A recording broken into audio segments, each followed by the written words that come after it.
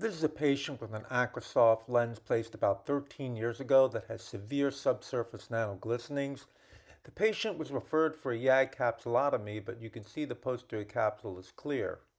We've decided to remove this opacified lens and replace it with a toric clear lens, a Tecnis toric lens. The lens is pretty well socked in, and there is Soemmering's ring material that is going to interfere with our placement of the lens on the correct axis. So here we're going to make our incisions. We've injected viscoelastic into the anterior chamber, and now I'm using a spatulated LASIK cannula with dispersive viscoelastic to sneak under the anterior capsule rim where I can see it overlying the haptic on this side. Now, the anterior capsule is very clear in this case, and it's difficult to trace it all the way around under the microscope, so I'm going where I can clearly see that I am in the capsular bag and injecting viscoelastic here to dilate it. On the other side, I will do the same thing with the spatulated LASIK cannula and dispersive viscoelastic and try to get into the capsular bag under the anterior capsular rim, but it's quite difficult to see the anterior capsular rim over here. I'll now come on the other side, grasp the haptic with a microforceps and sweep and pull this out of the capsular bag, and this is now freed up. The other side comes out pretty easily without much resistance, but had there been resistance, I would have stripped that fibrosis off the end of the haptic. I'm going to bring the lens up into the anterior chamber and cut it in half, and you'll see as I'm cutting it that these older Acrysof lenses that have these subsurface nano glistenings tend to be a little bit more chalky, and you'll see it kind of snap when I finish the cut here. I'll now pull the lens out in two pieces. Here you'll see me rotating this half so I can pull it out without the haptic being bent backwards as it's coming out through the incision. I protect the cornea with a SSNG hook as I do this. And now, because I want to place the lens in the capsular bag on the axis where the Soemmering's ring material is, I'm going to have to remove this to create space for that. So here I'm going to use visco dissection to try to flush this Soemmering's ring material up out of the fornix of the capsular bag.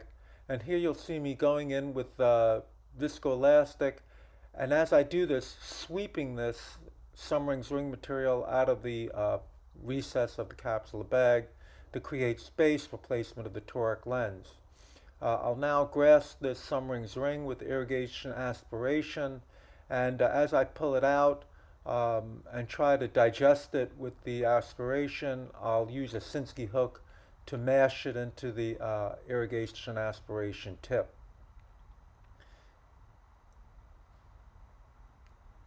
Now there is a small residual bit of Soemmering's ring that's really not in the way, but I would like to get that out. I do make an attempt to aspirate this, but it does not seem to want to come into the tip. So I'll remove any cortex that's remaining in the capsular bag here, and you can see there is some. After one last attempt to get this bit out, I come out and decide to instead flush it out with viscoelastic as I did the other Soemmering's ring material. Here I'm defining the fornix with capsular bag where I want to place my toric lens to make sure it's open to the equator. I'm injecting viscoelastic, and you can see I'm able to flush and sweep this Soemmering's ring material out of the bag, which I think is safer than trying to pull it out with irrigation aspiration.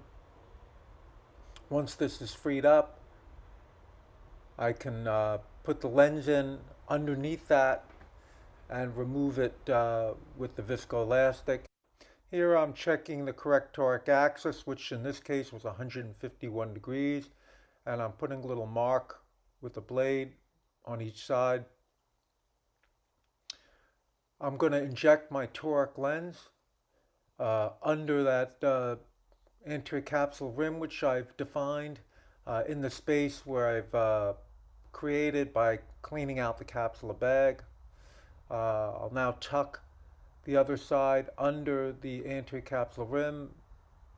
You can see the haptic clearly going under the anterior capsular rim, and as I do this, that Soemmering's ring material is burped out.